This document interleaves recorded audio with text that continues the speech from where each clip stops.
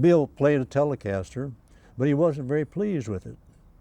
For one of the reasons, you couldn't adjust each string individually on the bridge for its height and length, for the intonation of the string. Let me show you on this guitar. If you notice, this guitar has two strings on the bridge section. It has 3 bridge sections, 2 strings on each one. You cannot adjust each string individually in height. Well, you can a little bit in height because of the way the screws are arranged, but you cannot adjust it lengthwise without disturbing the other one on there. Bill says we should have it so each string has its own bridge section, so it can be raised or lowered or lengthened or shortened to make the proper intonation. Now, the intonation, means when you note a string down here, some particular note, that thing, if it doesn't note in tune, then you may have to adjust your length of your string. See, from the bone nut to the bridge is set a certain length.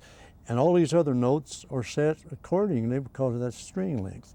But if you find a note in here that's not noting properly, it means that this string length, from wherever you're noting to the top of the bridge, is the wrong length if it's not noting properly. So you need to adjust this length to bring it into proper intonation. And also, you need to say it for the right height for ease of playing. And so these were 2 of the things that Bill really thought was very important. And they are a very important idea, a very important thing for the guitar. Now, you mentioned about the design of the Stratocaster. That was kind of evolved from the Telecaster, from the basic plan of the guitar. It did have a lot of new ideas that wasn't on the Telecaster, like the vibrato, which was becoming Paul Bigsby had a vibrato that you could buy and mount on the guitar, and this kind of people would like that pretty well. So we built the guitar and finally got a vibrato design that would be built right on the instrument. And Bill worked some with that and tested it in the field, and the first one was built. We got all tooled up for it. It was to be built. It was to make this production of it in 1953. But after the first guitar came out, and the first one I picked up to test, I used to do all the testing. I did all the final testing on the first years, the early years of guitars.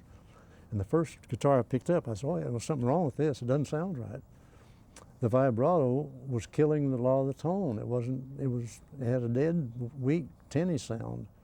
So we had to stop tooling, stop all of our production. We started on the Stratocaster, and took us about another year to get retooled for that vibrato. We had to redesign it, and this redesigning took a lot of time. Freddy Tavares came on the scene about that same time, or a little before that.